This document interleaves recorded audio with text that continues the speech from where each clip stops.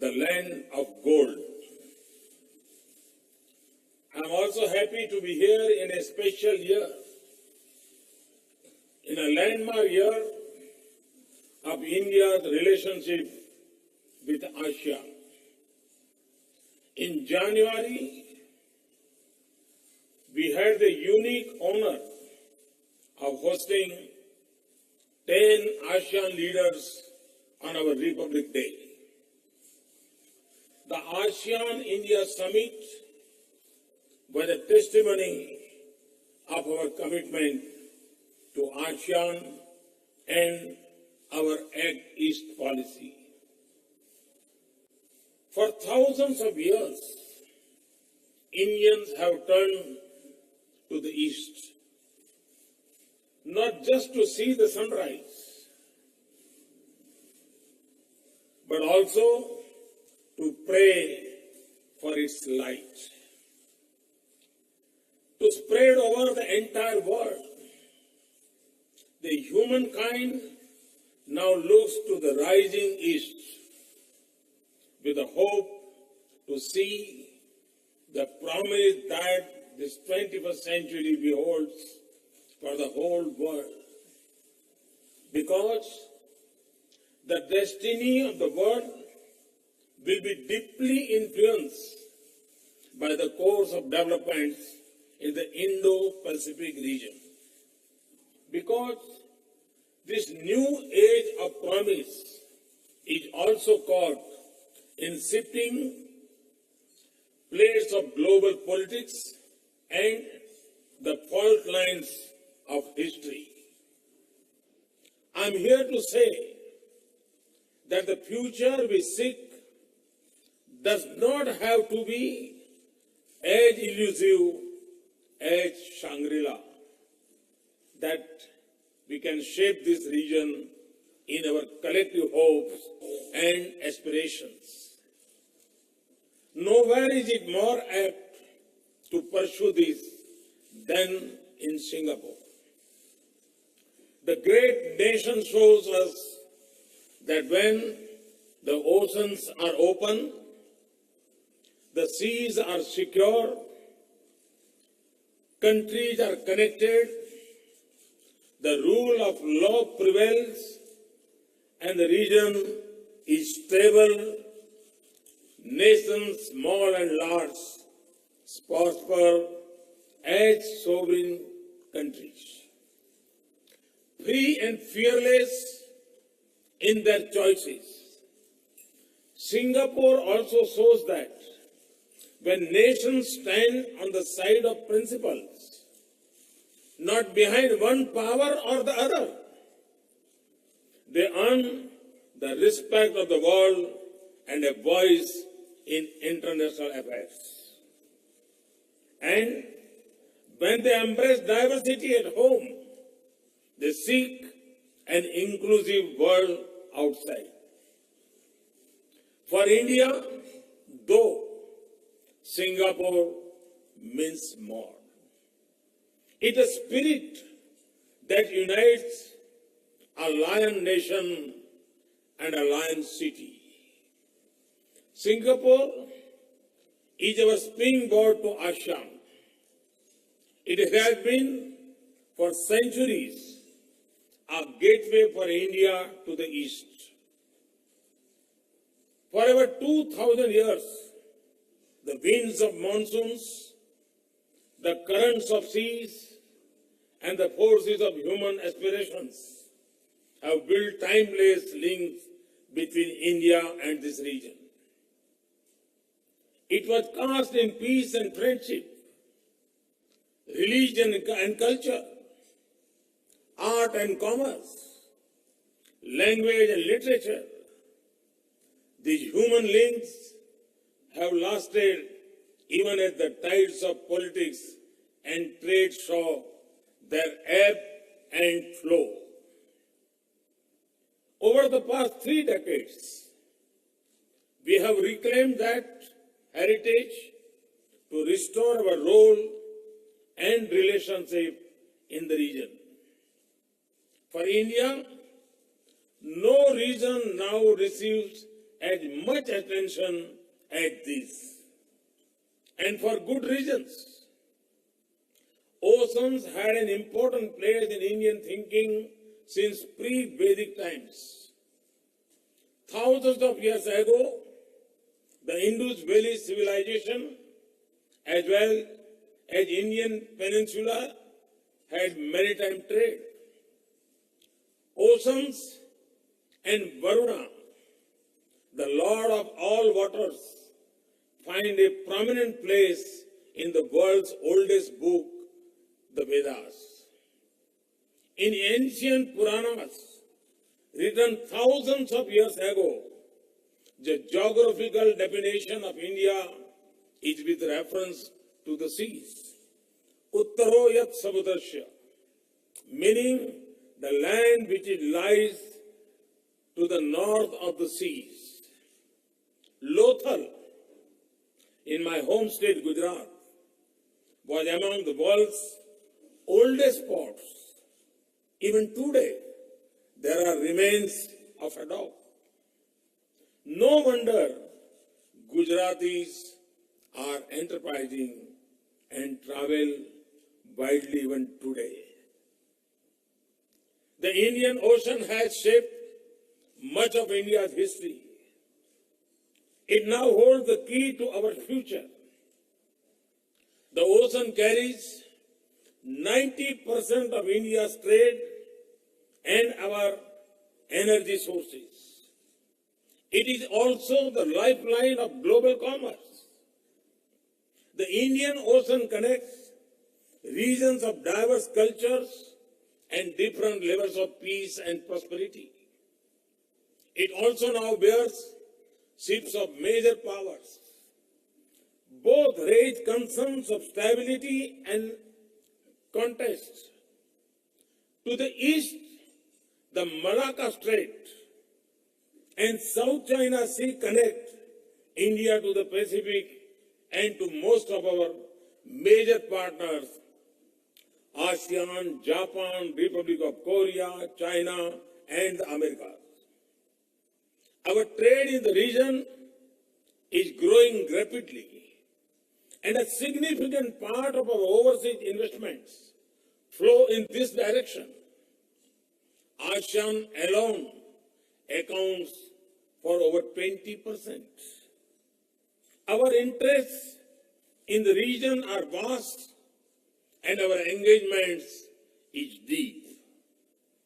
In the Indian Ocean region, our relationships are becoming stronger. We are also helping build economic capabilities and improve maritime security for our friends and partners. We promote collective security through forums like Indian Ocean Naval Symposium. We are advancing a comprehensive agenda of regional cooperation through Indian Ocean Rim Association. And we also work with partners beyond the Indian Ocean region to ensure that the global transit routes remain peaceful and free for all. 3 years ago in Mauritius, I described our vision in one word, Sagar, which means ocean in Hindi. And Sagar stands for security and growth for all in the region. And that is the creed we follow to our east. Now even more vigorously through our Act East policy, by seeking a joint India, especially our east and northeast with our land and maritime partners to the east. Southeast Asia is our neighbor by land and sea. With each Southeast Asian country, we have growing political, economic, and defense ties. With ASEAN, from dialogue partners we have become strategic partners over the course of 25 years. We pursue our relations through annual summits and 30 dialogue mechanisms, but even more through a shared vision for the region and the comfort and familiarity of our old links. We are active participants in Asia-led institutions like East Asia Summit, ADMM Plus, and ARF. We are part of BIMSTEC and Mekong-Ganga Economic Corridor, a bridge between South and Southeast Asia. Our ties with Japan, from economic to strategic, have been completely transformed. It is a partnership of great substance and purpose that is cornerstone of India's Act East policy. There is a strong momentum in our cooperation with Republic of Korea, and there is a fresh energy in our partnership with Australia and also New Zealand. With several of our partners, we meet in formats of 3 or more. More than 3 years ago, I landed at dawn in Fiji to start a successful new phase of engagement with Pacific Island nations. The meetings of the Forum of India Pacific Islands Cooperation, FIPIC, have bridged the distance of geography through shared interest and action. Beyond East and Southeast Asia, our partnerships are strong and growing. It is a measure of our strategic autonomy that India's strategic partnership with Russia has matured to be special and privileged. 10 days ago, in an informal summit at Sochi, President Putin and I shared views on the need for a strong multipolar world order for dealing with the challenges of our times. At the same time, India's global strategic partnership with the United States has overcome the hesitation of history and continues to deepen across the extraordinary breadth of our relationship. It has assumed new significance in the changing world, and an important pillar of this partnership is our shared vision of an open, stable, secure, and prosperous Indo-Pacific region. No other relationship of India has as many layers as our relations with China. We are the world's 2 most populous countries and among the fastest growing major economies. Our cooperation is expanding, trade is growing, and we have displayed maturity and wisdom in managing issues and ensuring a peaceful border. In April, a 2-day informal summit with President Xi helped us cement our understanding that strong and stable relations between our 2 nations are an important factor for global peace and progress. I firmly believe that Asia and the world will have a better future when India and China work together in trust and confidence, sensitive to each other's interests.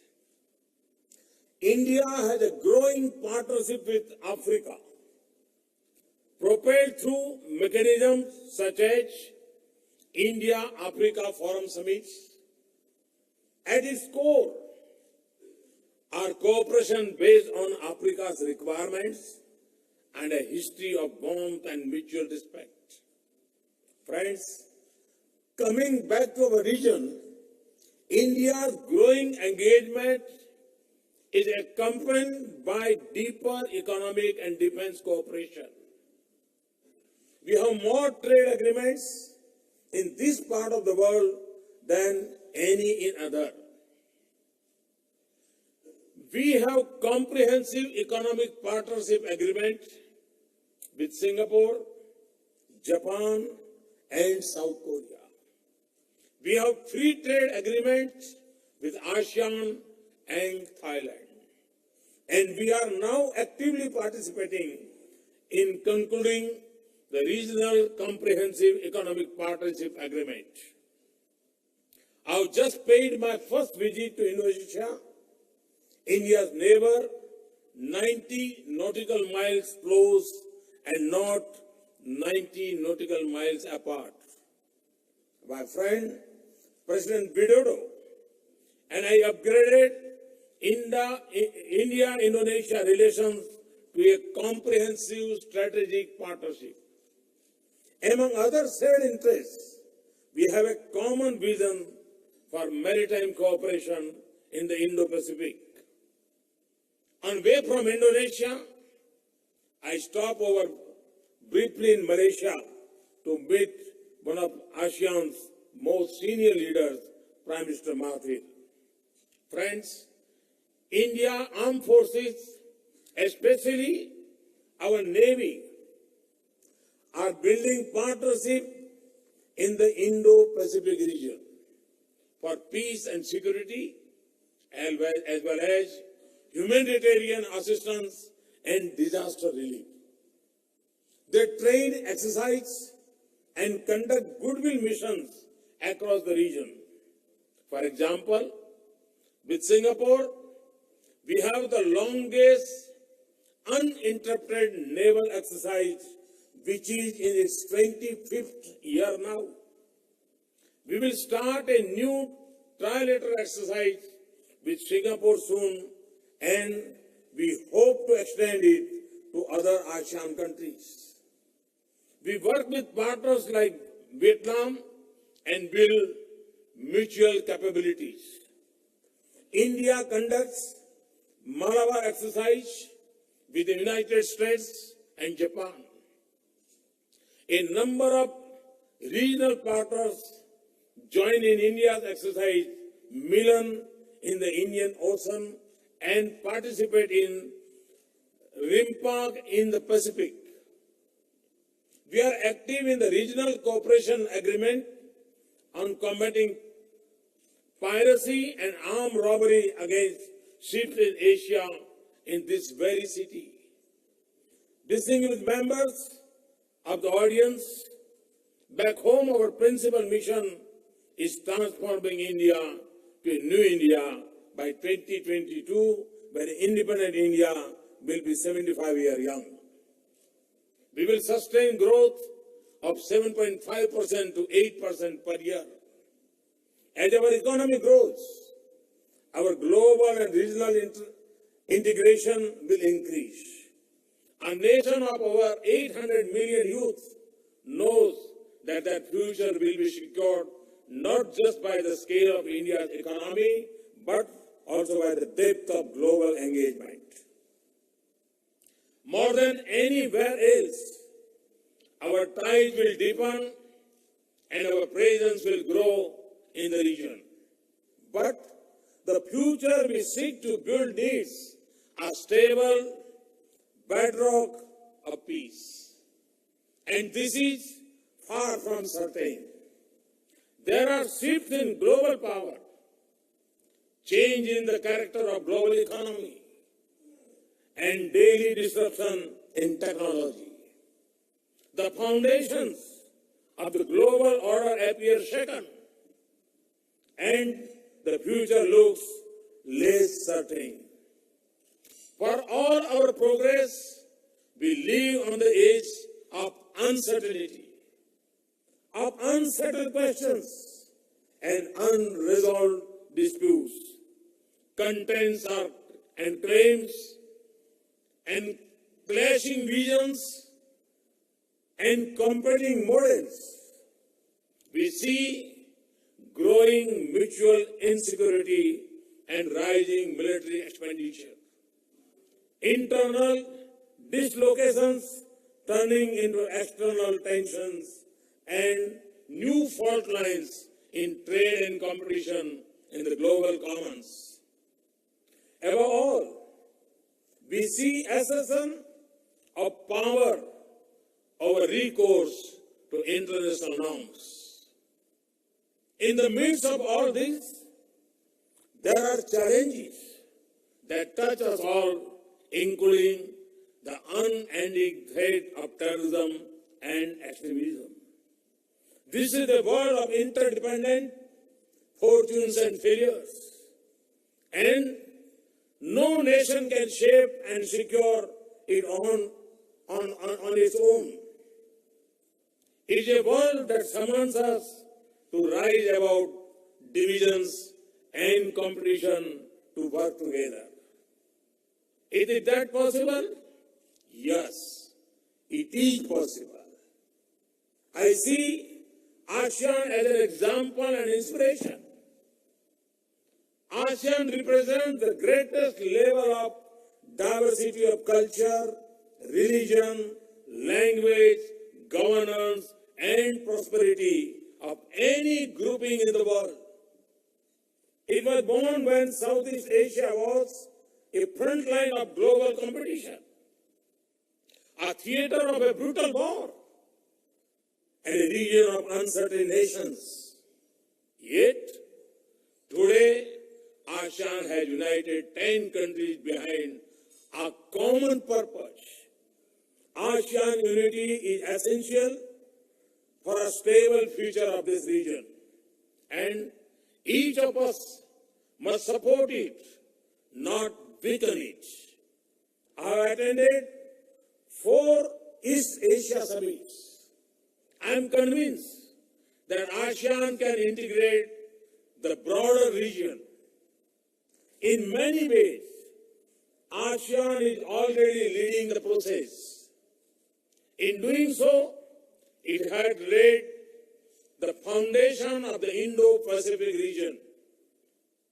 The East Asia Summit and the Regional Comprehensive Economic Partnership, 2 important initiatives of ASEAN, embrace this geography.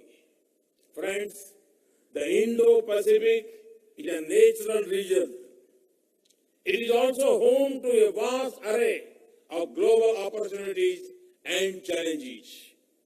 I am increasingly convinced with each passing day that the destinies of those of us who live in the region are linked.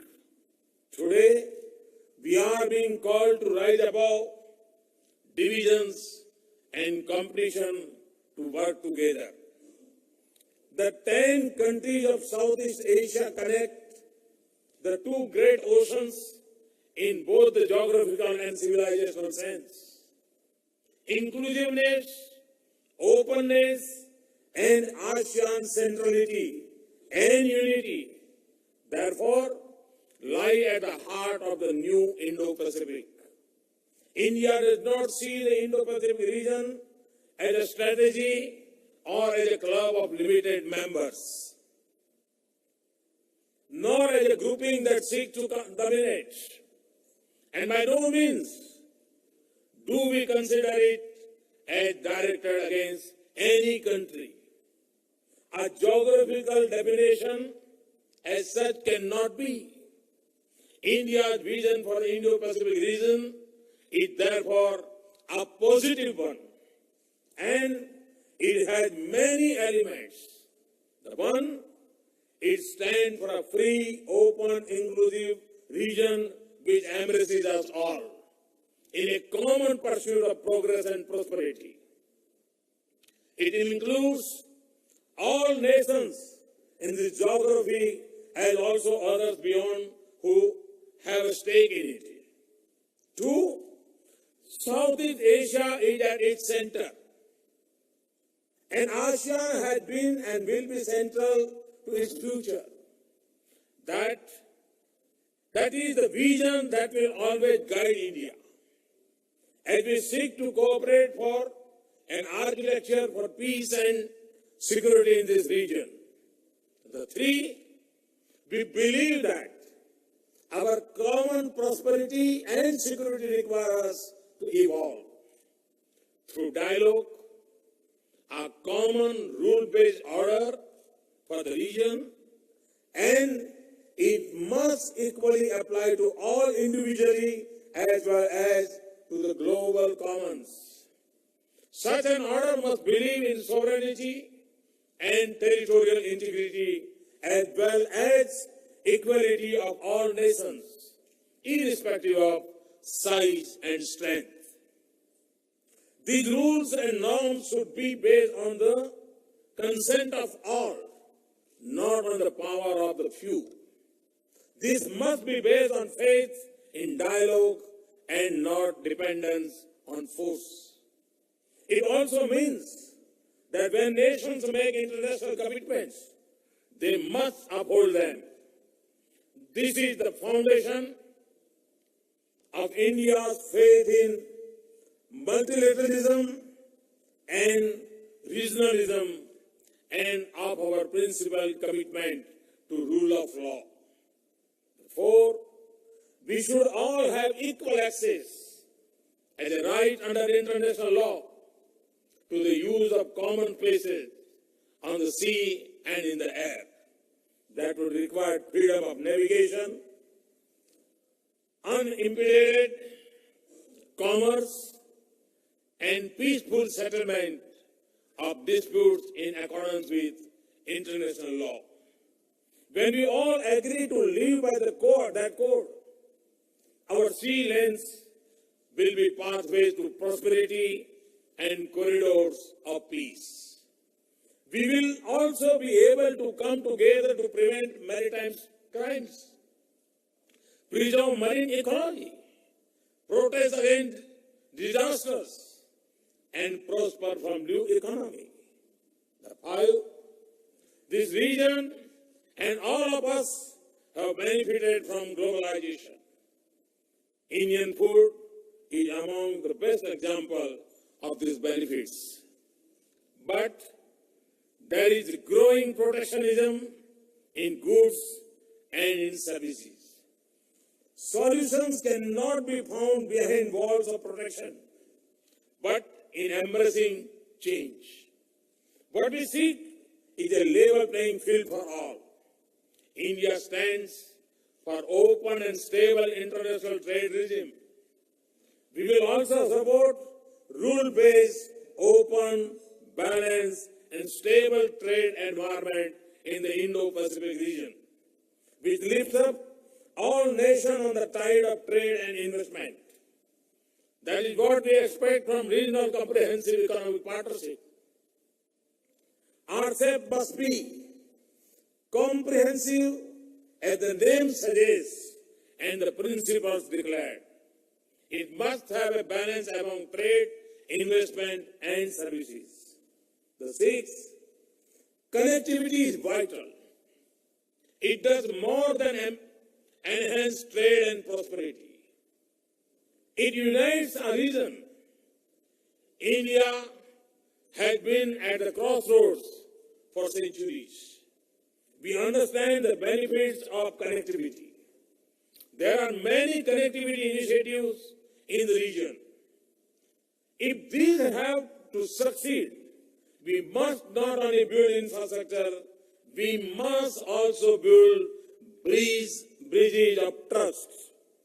And for that, these initiatives must be based on respect for sovereignty and territorial integrity.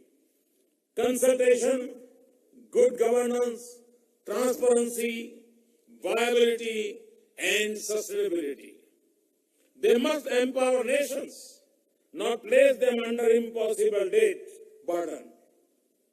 They must promote trade, not strategic competition. On these principles, we are prepared to work with everyone.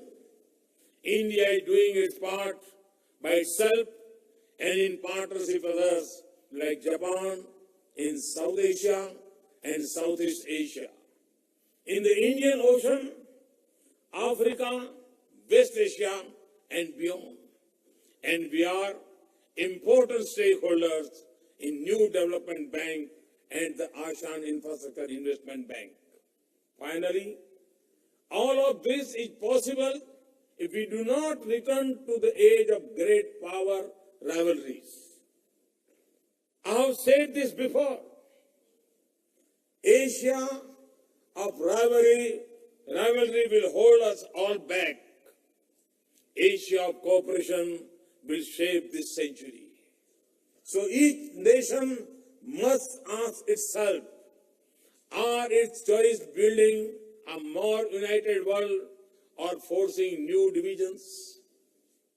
It is a responsibility that both existing and rising powers have.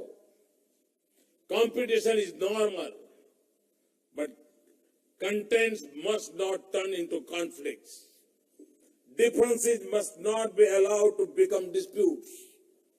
Distinguished members of this audience, it is normal to have partnership on the basis of shared values and interests. India too has many in the region and beyond. We will work with them individually or in formats of 3 or more for stable and peaceful region. But our friendships are not alliances of containment. We choose the side of principles and values, of peace and progress, not one side for divide or the other. Our relationships across the world speak for our position. And when we can work together, we will be able to meet the real challenges of our times. We will be able to protect our planet. We will be able to ensure non-proliferation. We will be able to secure our people from terrorism and cyber threats. In conclusion, let me say this again. India's own engagement in the Indo-Pacific region, from the shore of Africa to that of the Americas, will be inclusive. We are inheritors of Vedanta philosophy that believes in essential oneness of all and celebrates unity in diversity. Ekam satya vipraha baudha vadanti. Truth is one. The learner speaks of it in many ways. That is the foundation of our civilization ethos of pluralism, coexistence, openness, and dialogue. The ideals of democracy that define us as a nation also shape the way we engage the world. So, it translates into 5 S's in Hindi. Samman, respect. Samvad, dialogue. Sahyog, cooperation. Shanti, peace. And Samruddhi, prosperity. It is easy to learn these words. So, we will engage with the world in peace, with respect, through dialogue and absolute commitment to international law. We will promote a democratic and rule-based international order in which all nations, small and large, thrive as equal and sovereign. We will work with others to keep our seas, space, and airways free and open. Our nation secure from terrorism and our cyberspace free from disruption and conflict. We will keep our economy open and our engagement transparent. We will share our resources, markets, and prosperity with our friends and partners. We will seek a sustainable future for our planet and through the new International Solar Alliance.